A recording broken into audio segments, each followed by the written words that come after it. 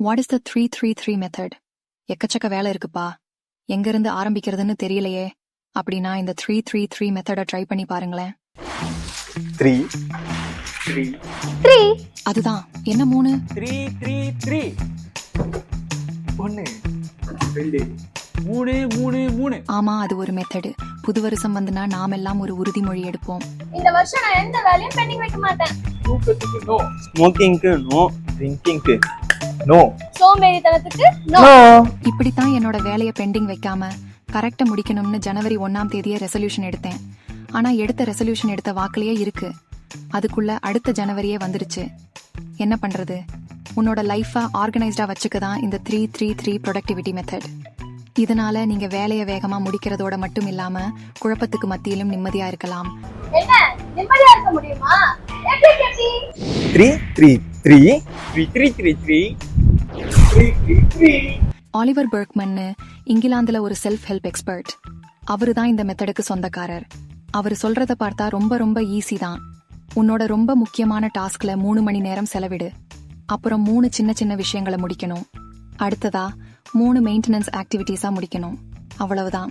3 மணி நேரம் செலவிடணும். 3 சின்ன சின்ன விஷயங்களை செய்யணும். 3 மெயின்டெனன்ஸ் வேலைகளையும் செய்யணும். புரியுது, ஆனா புரியல. ஆனா புரியுது. சரி, உனக்கு ரொம்ப முக்கியமான ஏதாவது வேலை இருக்கும் இல்லையா? அந்த வேலையை ஃபோக்கஸ்ட் 3 மணி நேரம் செய். பாஸ்போர்ட் ரெனியூ பண்ணணும், கேஸ் புக் பண்ணணும், ஃப்ரெண்டுக்கு gift வேற வாங்கணும் கல்யாணத்துக்கு. அடுத்ததா 3 மணி நேரம் தேவைப்படாத வேலை, அதாவது கொஞ்ச நேரத்திலேயே முடிக்க முடியும், அந்த மாதிரி வேலை இருந்தா அதை செய். அதாவது 3 சின்ன சின்ன வேலைகளை முடிக்கணும். அது நீ பல நாளா தள்ளி போட்டுட்டு வந்த வேலையா இருக்கணும். ஃபார் எக்ஸாம்பிள், ஜிம்மிய வாக்கிங் கூட்டு போனோம், அம்மா வேற கேஸ் தீர்ந்து போச்சுனாங்க, அது வேற நான் ரெனியூ பண்ணணும். சரி, அடுத்த 3 அது என்ன? இது மெயின்டெனன்ஸ் டாஸ்க். அதாவது நம்ம வாழ்க்கை ஸ்மூத்தா போக சில மெயின்டெனன்ஸ் வேலைகளை பண்ணணும். அதுதான் 3வது. உதாரணத்துக்கு வீட்டுல ஃப்ரிட்ஜை கிளீன் பண்ணி தேவையான காய்கறிகளை வாங்கி வைக்கிறது, ட்ரெஸ் ஷெல்ஃபா சுத்தம் பண்ணி நம்ம தேவைக்கு ஏற்ப துணிகளை அயர்ன் பண்ணி அடுக்கி வைக்கிறது, நம்ம உடம்ப கவனிக்கும் விதமா எக்ஸசைஸ் பண்றது. இதையெல்லாம் மெயின்டெனன்ஸ் ஒர்க்குன்னு சொல்லலாம். அல்லது நம்மளோட மற்ற வேலைகளை ஸ்கெட்யூல் பண்றது. பொதுவா இந்த வேலைகள் நம்ம டே டு டே லைஃபா ஈஸி ஆக்கிறதுக்கானது. ஆமா, சைக்கிளுக்கு காத்து அடைக்கலாம், அலமாரிய ஒழுங்கா வைக்கலாம், புத்தகத்துக்கு அட்டை போடலாம், நாய் பூனைய குளிப்பாட்டலாம், கார் பைக்கை கழுவி வைக்கலாம், ஷோக்கு பாலிஷ் போடலாம். இப்படி எத்தனையோ லாம். இந்த ஃபார்முலா நம்மளோட ஒர்க் லைஃப் பேலன்ஸ்க்கு உதவும்.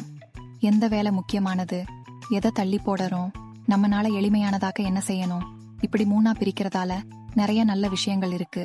இதனால நீங்க உங்க வேலைகளை ப்ரையாரிட்டைஸ் பண்ணி முக்கியமானதை முதல்ல முடிக்க முடியும். அப்படி முக்கியமான வேலையை முதல்ல செய்யறதால நல்லா ஃபோக்கஸ் பண்ண முடியும், வேலையை எளிதா முடிக்க முடியும், ஏதோ சாதிச்ச உணர்வு கிடைக்கும். அதை வச்சே மற்ற வேலைகளை எளிதா முடிக்க முடியும். அதே போல ரொம்ப நாளா தள்ளி போட்டு வர்ற வேலைகளை முடிக்கிறதால தள்ளி போடுற குணம் நாளடைவுல குறையும். உங்க வீட்டு வேலைகளையும் சரியா திட்டமிட்டு பண்றதால ஒர்க் லைஃப் பேலன்ஸ் கிடைக்கும். ஆனா இதுக்கு முக்கியம் உன்னோட டேவை பிளான் பண்ணணும்.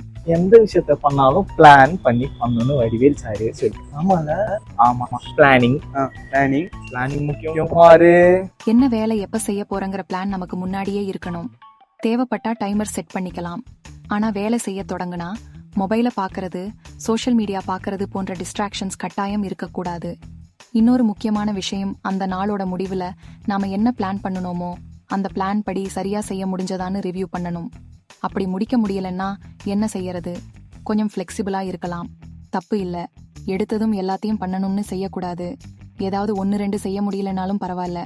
சரி, இந்த 3-3-3 மெத்தடை ட்ரை பண்ணிட்டு எப்படி இருந்ததுன்னு சொல்லுங்க.